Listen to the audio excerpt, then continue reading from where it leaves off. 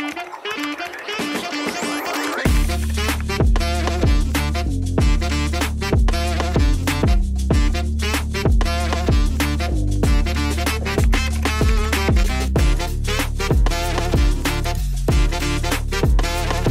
Sobat Podcast, dimanapun kalian berada, jumpa lagi.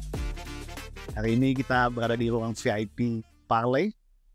Bersama saya, Ferdinand, selaku PLT Direktur LPDUK.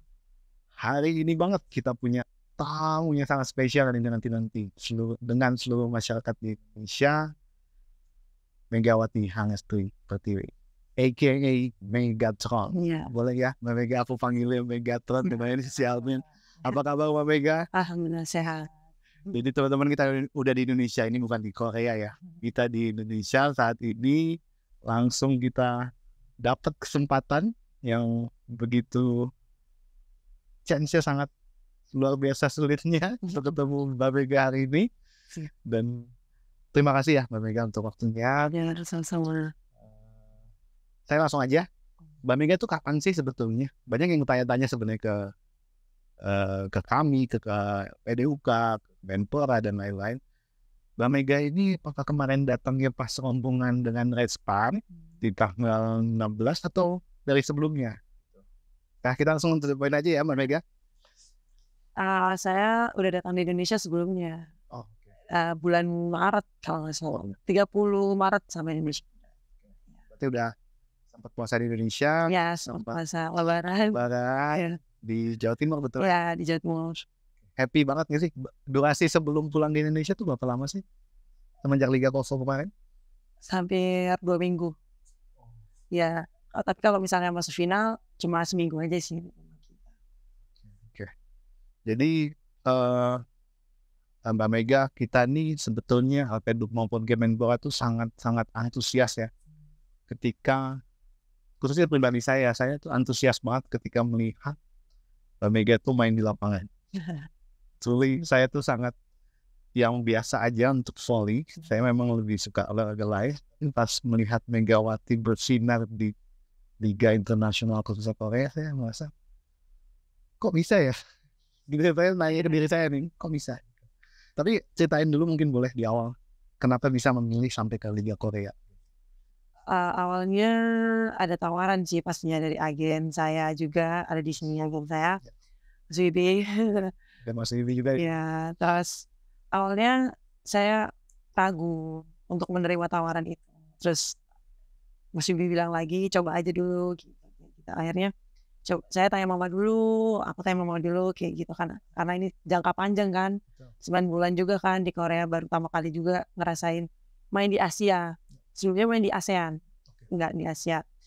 Terus mama mengizinkan, akhirnya yaudah berangkat kayak gitu. Sorry, tim SEA Games juga ya terakhir ya? Kamboja ya? SEA Games Kamboja ya. Oke, ini luar biasa ya. Jadi memang Megawati ini sebelumnya memang sudah bekerja di internasional. Ya. Setelah mengikuti timnas Indonesia, tanding di SEA Games Kamboja. Ya. Jadi bukan yang langsung naik karena di Indonesia emang nggak begitu terkenal.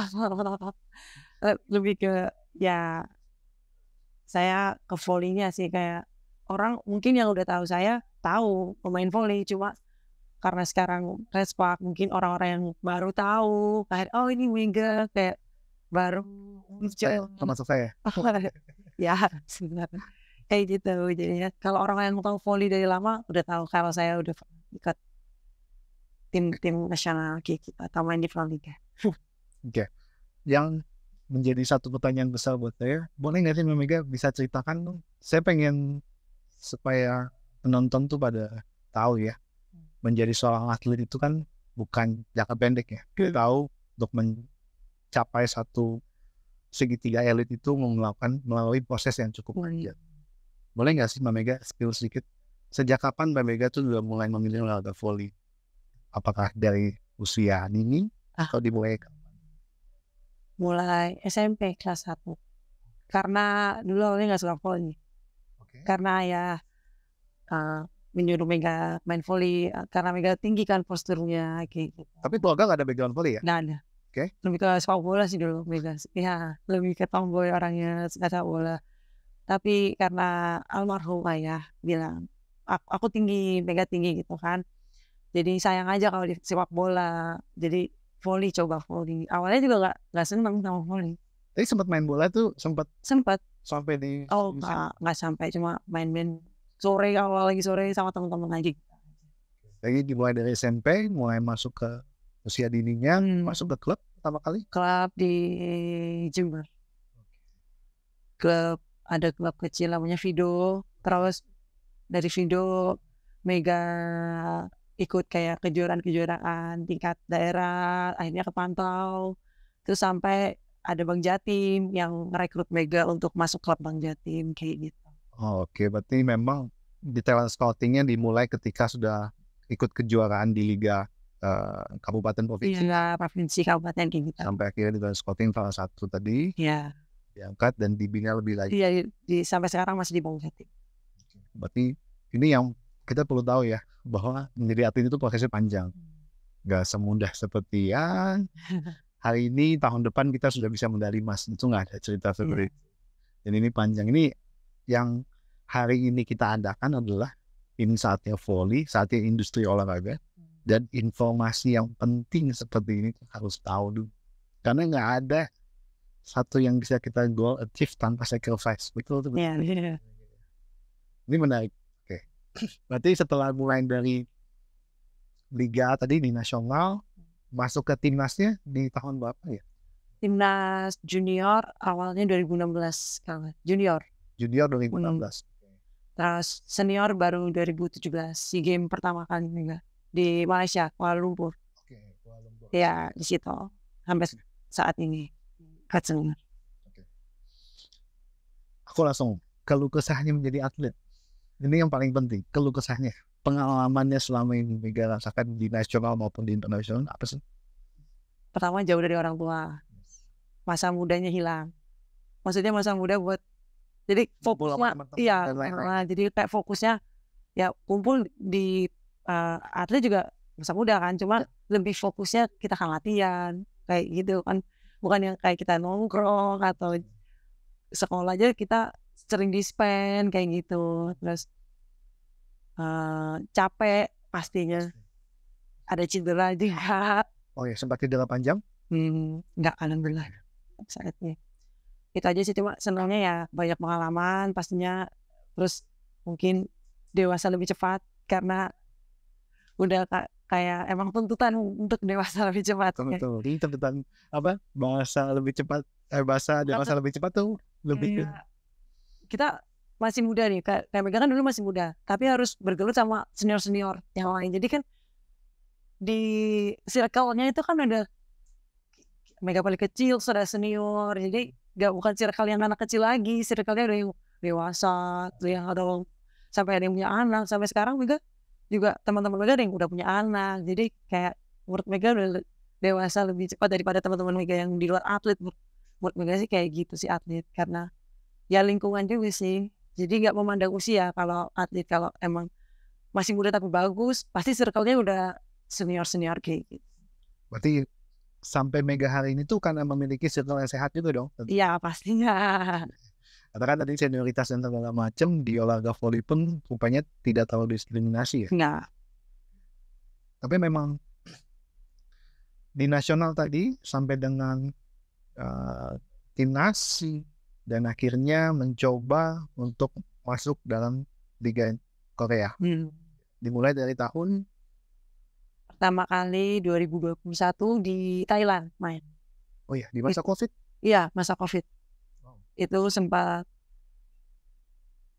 bukan terpaksa, kayak ditawarin kan, ya udah Mega mau aja, kayak mengisi waktu luang juga kan, karena masa COVID. Akhirnya tetap di sana di karantina juga, sampai Thailand di karantina. Main 1 bulan aja sih di Thailand. Habis itu 2022 baru di Vietnam, 1 bulan juga main. Memang culture latihan dan tadi ekosistemnya udah mulai berbeda ya. Ketika sudah tadi kalau tadi timnas, oke, saya masih ketika tadi masuk ke dalam Vietnam, udah beda lagi kan, ya pasti itu kan. Jadi kayak pengalamannya lebih banyak daripada mungkin teman-teman yang mungkin di luar atlet juga banyak yang bisa dewasa lebih cepat karena ketemu sama orang-orang yang lebih berpengalaman, lebih tua kayak gitu. Tapi Mega merasa juga Mega lebih cepat Dewasanya karena ketemunya sama beberapa orang, beda sifat, kayak gitu, beda watak, kayak gitu-gitu. Berarti Mega secara nggak langsung ini dibilang easy going lah ya. Iya. Jadi kamu dimanapun tempat kamu bisa gabung ya, Iya. diterima. Itu penting. Alhamdulillah ya. Ya sampai hari ini setelah itu baru di Red Spark, dan sepertinya tadi kita udah dengar juga pas sambutan bersama Mas Menteri, ada wartawan pun yang menanyakan ekspektasi Mega ketika tadi berangkat di 2021 sampai dengan hari ini, kebayang nggak? Banyak ini jawab, Mega sudah menjawab nggak terbayangkan. Iya. Oke, masuk ke dalam Liga Korea, ini yang paling menarik menurut saya, Liga Kopo. Kamu nih sebagai satu-satunya person yang bisa dibilang masuk dalam Liga Korea Selatan. Apa yang membuat kamu itu sampai merasa bisa menerima culture di hidup di Korea, bisa lebih jauh lagi dari orang tua? Kamu nggak kenal siapa-siapa ya? Cuma nggak kenal tuh, baru siapa? Kamu memiliki semangat baru, disiplin yang mengikuti Korea. Kamu gimana? Coba ceritain ke kita. Sebelum Korea sih mungkin Mega juga sering jauh dari orang tua karena ikut Proliga ya. Meskipun satu Indonesia tapi kan TC itu kayak pemusatan latihan kita kan. Jauh kan, Mega di Jember kayak gitu kan, pusatan latihan di Jakarta. Terus pulang juga mungkin baru kasih libur kali 3 bulan sekali. Kalau misalnya ada pertandingan kita nggak bisa pulang kayak gitu. Mungkin pulang kalau hari-hari tertentu atau dapat libur dari pelatih, itu pun jarang. Kalau liburnya cuma 2 hari ya nggak mungkin Mega pulangan. Jadi cuma tinggal di Jakarta aja gitu. Terus ya di Korea juga Mega akhirnya itu nasional. Iya, nasional. Oke. Kalau di Korea ya mau gak mau kan udah profesional juga kan, dari liga profesional. Terus mama juga ngizinin kayak main di sana, jadi doa mama pasti menyertai, pasti jaga Mega di sana. Jadi Mega gak kepikiran juga kalau kangen bisa video call kayak gitu mikirnya. Terus nanti akan bakal pulang juga Mega kayak gitu sih pikirannya, nggak yang terlalu sedih atau enggak. Jadi ya dewasa. Iya sebenarnya di kunci keywordnya ada dewasa sebelum waktunya, tapi di maknanya yang benar ya, karena posisi tadi ketika kenal culture, kumpulan orang itu nggak mudah. Tapi saya benar. Makanan, cuaca, tempat, mes itu kan sangat mempengaruhi ya. Kelihatannya itu, tapi ketika apalagi satu saat lagi down, kalian kan punya tadi lingkaran bahasa. Ketika kalian sama sekali bahasa Korea zero. Sedikit. Sedikit. Ada translator kan, translator juga. Kayak gitu. Ya bisa commonly bisa ngomong English ya. Iya, English bisa.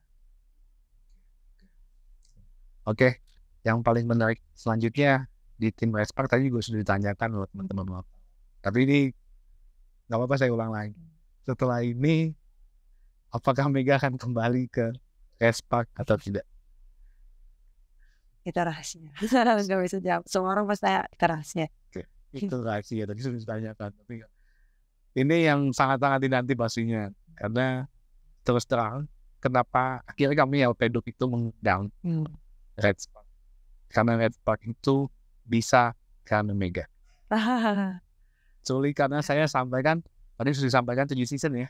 7 season berusaha, mungkin gak hanya Mega tadi perangkatnya ya, captain dan lain-lain, pelatih tentunya yang kita tahu luar biasa, dan disiplinnya. Nah, aku pengen bahas soal disiplin sedikit. Di Red Spark ini pas kamu tadi masuk mulai berlatih, disiplinnya kayak gimana sih? Dalam latihan, dalam tadi makan dan lain-lain. Wow, sangat disiplin di Korea. Benar-benar semua waktunya itu gak ada yang molor, gak ada yang telat, gak pernah telat di Korea. On time terus. Malah kita datang misalnya 15 menit sebelumnya udah, padahal misalnya jam 7 nih, kita jam 6.45 udah stay di meeting kayak gitu. 6.45 udah stay kayak gitu. Dan orangnya lebih kayak gesit sih, cepet orangnya kayak gitu-gitu. Kayak awalnya kayak shock gitu, tapi lama-lama terbiasa. Akhirnya sampai sekarang terbawa. Oke, untuk waktu tadi disiplin jelas, kemudian untuk makanan? Makanan ada yang halal karena mereka Oke.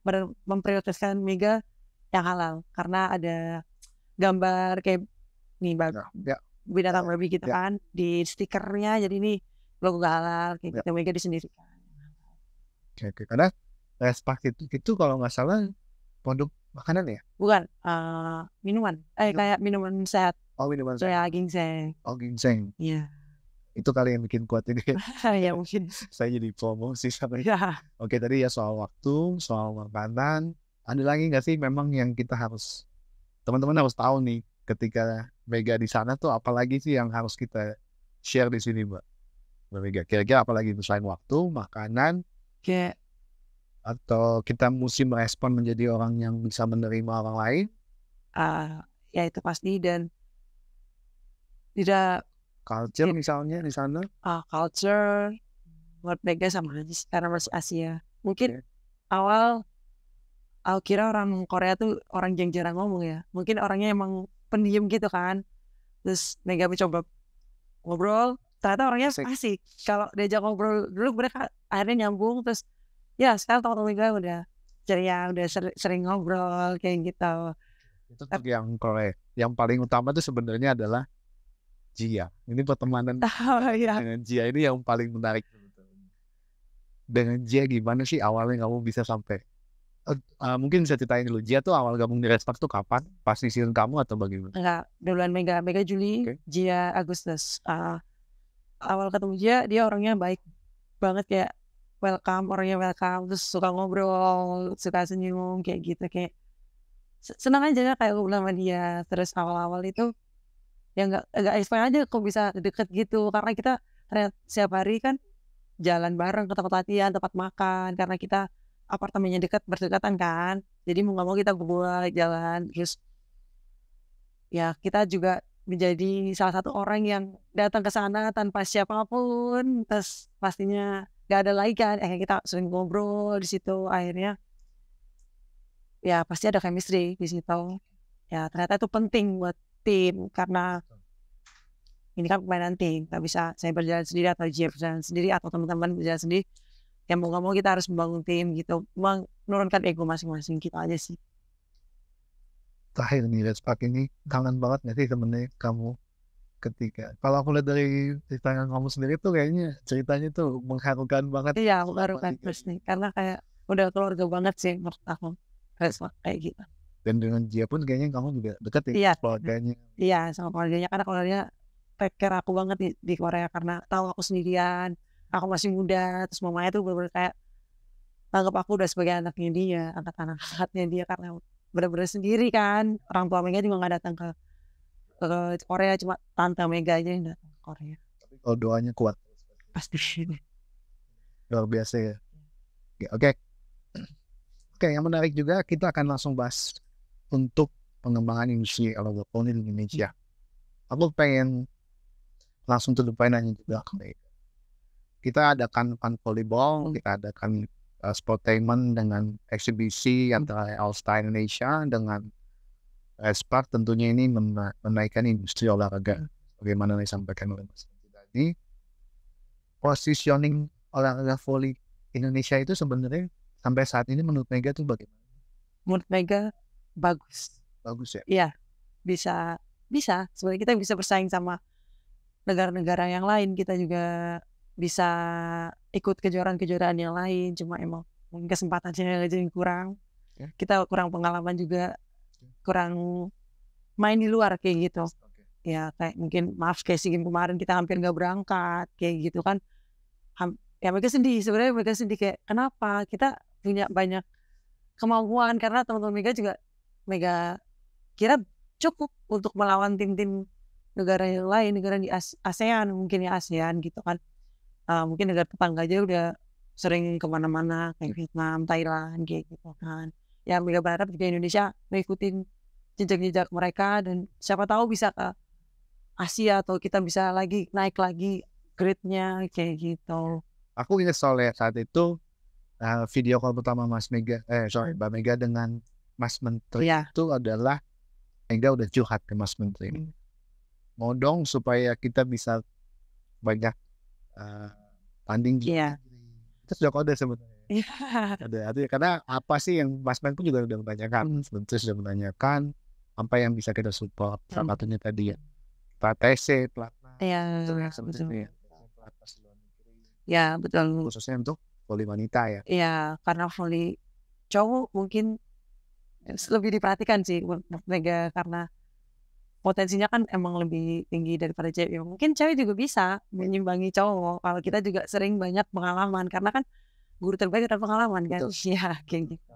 Saya berharap kayak Ini soal Megaton nih udah ngomong. 3 poin yang aku pengen tanyain ke Rey.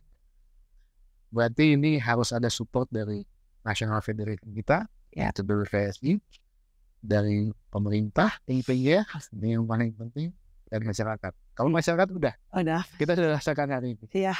Kita sudah rasakan hari ini, dan kita bisa rasakan bagaimana Red Spark itu isinya adalah masyarakat Indonesia. Yes. Berarti tinggal hadirnya lebih lagi mereka dan PBVSI.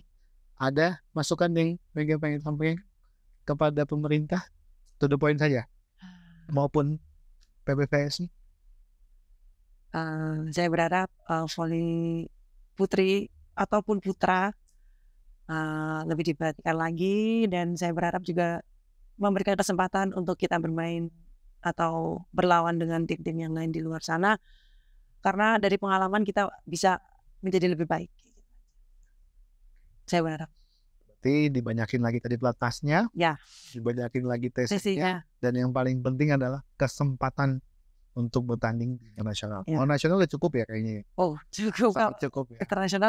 Internasional yang kurang. Yes. Jadi ini dengan fun volleyball nanti kita harapkan seluruh elemen masyarakat, khususnya pemerintahan yang nanti yang kita mau undang. Volley itu luar biasa, industrinya besar. Kita mungkin punya sepak bola hari ini yang kita ada reformasi, ada bulu tangkis. Ini saatnya volley. Yes. Oke. Kita hari ini kedatangan Megatron yang luar biasa. Terima kasih banget sudah hadir bersama kami di sini. Waktunya, kesempatannya, ceritanya. Mungkin kalau kita bisa bilang cerita itu hanyalah cerita, ini langsung Megawati menceritakan bagaimana perjalanan hidupnya dari nasional sampai dengan internasional dan kembali ke Indonesia. Luar biasa, membanggakan sekali. Terima kasih sekali lagi. Terima kasih, saya juga. Sehat selalu, salam buat keluarga dan teman-teman, dan semangat nanti untuk bertanding di Proliga 2024. Lebihnya dari saya tutup. Assalamualaikum warahmatullahi wabarakatuh. Thank you ya, Mbak. Aduh, kita tegang juga. Thank you, loh. Iya, saya. Aqua percaya akan kebijaksanaan dan keajaiban alam. Aqua berasal dari gunung-gunung terpilih, bukan tempat yang mudah tercemar. Aqua disaring oleh lapisan bebatuan pelindung tanpa proses rekayasa. Aqua mengandung mineral alami tanpa tambahan zat berbahaya. Sehingga Aqua terasa dingin tanpa didinginkan. Jelaskan kalau tak semua air itu Aqua. Aqua 100% murni. Mau lanjut terus, tapi udah gak semangat. Baru Outside Chocolate Melt. Dengan oat melt asli, enaknya bikin semangat. Outside Chocolate Melt.